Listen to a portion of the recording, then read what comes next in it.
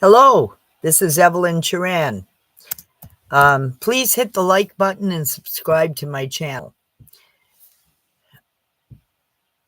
I am have to put $49,000 together by July 1st next year. Then I can start on the build again. So I've looked into putting a yurt on the property as a second dwelling. The price is pretty good for like 24 foot around or 24 foot across. I'm looking at maybe $25,000, and it would sleep 4 people. I'd probably put bunk beds in it or something, or double bed below and a bed up above, and can put a wall in between, whatever the case is, put a wood stove. I'm looking into all of that. But that's for like another year and a half down the road. It would take me a few months to get the money together, but it would give me another dwelling. And it's a lot cheaper than what those the wooden buildings are, and they last for 25-30 years. So I'm looking into quite a few things for the property. I have lots of options. I have to finish this building first, but I'm getting there. It's one step at a time. I have raised gardens arriving tomorrow and Thursday. I got 3 sets coming tomorrow and another set coming on Thursday. I'm hoping to have that all done. I'm trying to link my new tablet to this. I'm trying to upload a tablet to this so that I can post videos of stuff that happens on the property. I can't seem to do live chats like this with my tablet linked to my YouTube channel. I've managed to upload a picture, but that's all I figured out so far. I would like to ask people to hit the like button and subscribe to my channel. Every subscription helps. Every view helps. I'd really appreciate it. Building this project is a long ways from being complete. I still have no well or potable water. I have to have water shipped in, but to put in plumbing, a well, extra electrical, I mean, the list goes on. It's not just about $25,000 for a well. There's a whole bunch of other things that have to be done too, as well as a field bed, a septic tank. I don't have flushing toilets, nothing like that here. So I'm trying to keep the taxes on the property down as much as possible. I'm dealing with lawyers right now. There's a lot of stuff involved that you have to pay cash for that people don't realize. The whole reason for going with cash rather than credit is to get away from the big corporations. I don't want to be involved with banks and lenders. I would rather do without than them collect interest on my money, because it's highway robbery what they're doing. I don't know what other people's opinions are about being in debt. I prefer not to be in debt and have a cheaper place to live so I can help my family and my grandchildren. I would like to leave the property to the grandchildren in the end. I have to discuss some stuff with my son pertaining to that. But we're going to figure that out together as a family. But we have to have a family meeting over it first, because if they don't want the property and don't want anything to do with it after I'm gone, I mean, it's got to be a decision with the children, because the children would be who inherit it. So I don't know if they're old enough to understand it yet. And if they're just like, oh my God, we got a big yard to run around in. They're quite young yet. So it's kind of decisions that have to be made for them, which is something I'm trying to do with the family right now. They just haven't had the time to come and see me, and they're busy with work and whatnot. So it's a little more complicated than people think. I've been gone for 20 years. So my family and I are not all that close anymore. We kind of grew apart. They have their lives, I have mine. It's sad, but that's what happens when you leave to go to work. You come home and you can't just pick up the pieces where you left off. People evolve and they move on with their lives, right? So you can't expect them to drop everything they're doing just to appease you because you're back in town. Stuff, people change and people evolve, and that's just the facts of life. For me, I choose to push forward and stay positive, and I have to stay positive for myself because nobody will do it for me. Um, I don't bring all kinds of people here. I don't want that kind of lifestyle.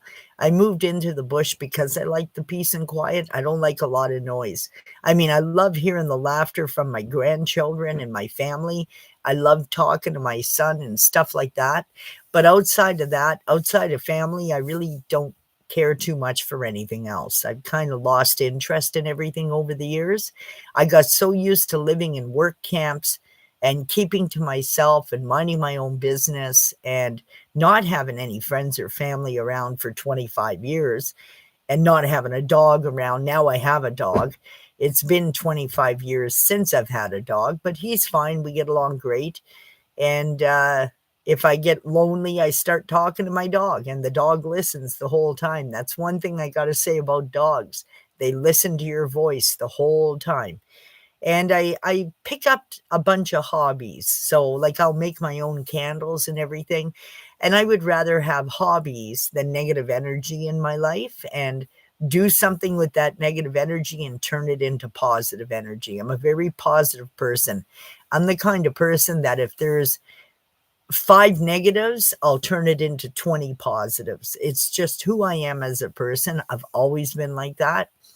Every now and again, I do a whole bunch of pre-cooked meals and I freeze them. And if I have too much, I distribute it to families that need it. They can come and pick it up. If they need a meal for 5 days in a row, I can help them with 5 meals. I'm very, very in particular about who I help also. I will not donate to shelters. Well, I donate to a food bank and a House of Hope every year in Fort McMurray and one in Sudbury, the Blue Door Soup Kitchen. If anybody wants to do a positive donation, bring cases of water to the Blue Door Soup Kitchen, or do a donation to the House of Hope in Fort McMurray, Alberta. These two organizations are helping a lot of people that need the help, especially with winter coming. I know they're looking for sleeping bags, winter clothes, winter boots, things like that. Bottles of water is always, always good. And I mean, I used to go to Walmart in Fort McMurray and I would buy 24 liters of orange juice because they were 99 cents for a Tetris pack. They're 1 liter orange juice. And I would bring 12 orange juice to the House of Hope so that people had orange juice with their breakfast. It's a very healthy thing. It's pure orange juice. There's no additives, no preservatives. There's apple juice there. It doesn't cost a lot of money to help somebody. $12 out of your pocket to bring 12 orange juice, if you can afford to do it. That's the kind of donations that those people look for. Especially with bottles of water because they don't have running water when they're homeless. Things like that is what people need help with. Don't give them money. I donate money directly to the Blue Door Soup Kitchen, well, through a friend that's involved with the in lieu of her son, and the donation goes in his name. He's passed away a couple of years ago, and to Alec, where everybody remembers you, Alec Condon, young fella, passed away a couple of years ago. Really, really sad case because he was only like 22 years old, and the fentanyl crisis, that's what caught him. And it's really, really sad because they need to clean up. They need to do some kind of care for these people where they force them into care and force them to sober up, where they have no choice. They need to go into hospitals or some kind of health care. We can't keep having people dying from this fentanyl. The government's got to do some changes, and really fast, because like I have grandchildren too, and I'm terrified. I'm terrified that it's going to get into my grandson's hands because he's a teenager now. So it's about that age where the drug dealers start. They try to start getting kids addicted to drugs at a very, very young age. And I've seen it. I grew up around it. So it's not like I didn't grow up with it in my family life, but I did see it working in the hotel industry my whole life. And they literally target children when it comes to drugs because they're the easiest to get addicted and make money off of, right? And they can get them to sell it or whatever.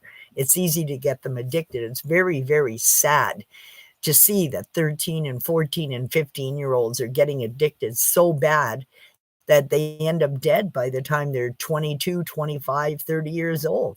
It's a real shame because this is a young generation, and the next generation is who we have to depend on as elders because our children are our future, and the government needs to do something about that. I just wanted to touch base on that. So the Blue Door Soup Kitchen in Sudbury, Ontario, and House of Hope in Fort McMurray, Alberta.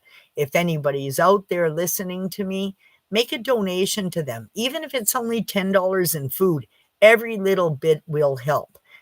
5 or 6 cases of bottled water, every little bit will help. These are the organizations that I support. I put $500 towards House of Hope in Fort McMurray, and they matched my donation $500 through Winky Rides Greb Glides.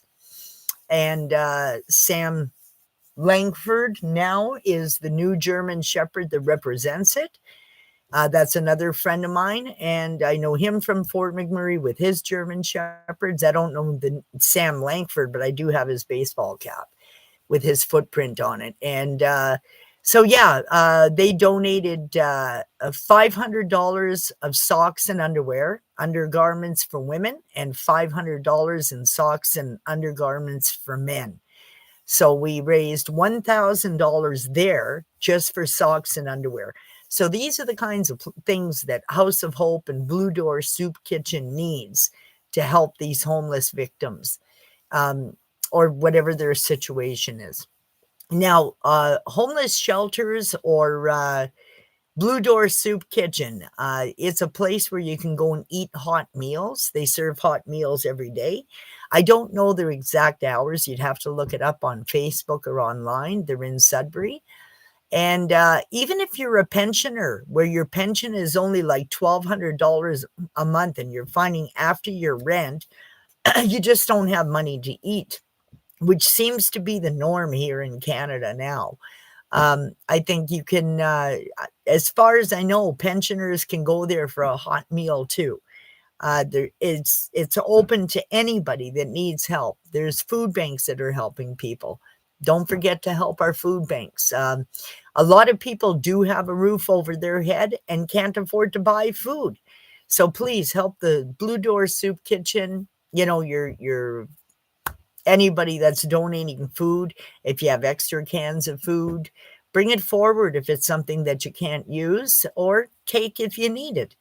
They're all pretty fair and they're very easy to work with. They helped me when I was in my labor dispute and homeless. I have nothing bad to say about them, but donate if you want.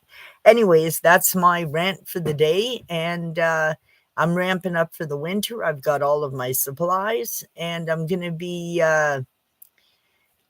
I'm going to be putting a yurt on the property as opposed to building another house. I got to juggle and see what cost it is and what's the best way for me to do. And I still have to build a cold storage tornado shelter because we get a lot of storms here.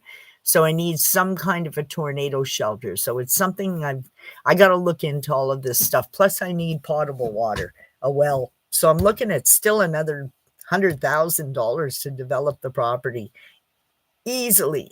And there's not a lot of work I can do. I'm 61 years old. There's only so much I can do as a person. I have to hire people to do the work. Anyways, have a good day. Churan's Tiny Homestead. This is Evelyn Churan. Bye. Have a good day.